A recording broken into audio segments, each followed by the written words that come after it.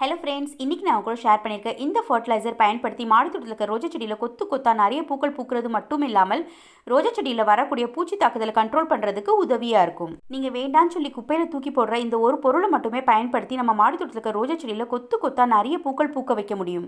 இந்த உரம் தயாரிக்க நம்ம பயன்படுத்தக்கூடிய பொருள் வெங்காயத்தோல்.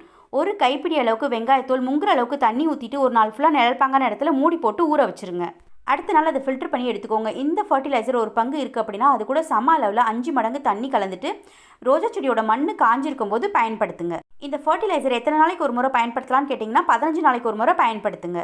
உங்கள் ரோஜா செடிகளில் பூச்சி தாக்குதல் இருக்குது அப்படின்னா இந்த ஃபர்டிலைசர் ஒரு பங்கு எடுத்துகிட்டு அதில் 7 மடங்கு தண்ணி கலந்துட்டு செடி முழுக்க நனைகிற மாதிரி சாயந்தர நேரத்தில் ஸ்ப்ரே பண்ணி விடுங்க. ரோஜா செடியில் பூச்சி தாக்குதல் வராமல் இருக்கிறதுக்கு 15 நாளைக்கு ஒரு முறை தொடர்ந்து ஸ்ப்ரே பண்ணி விடுங்க. உங்கள் ரோஜா செடிக்கு என்ன உரம் பயன்படுத்தினாலும் பூக்களே பூக்க மாட்டேங்குதுன்னா ரோஜா செடிக்கு டைரெக்டாக 5 to 6 மணி நேரம் சூரிய ஒளி கிடைக்கிற மாதிரி பார்த்துக்கோங்க.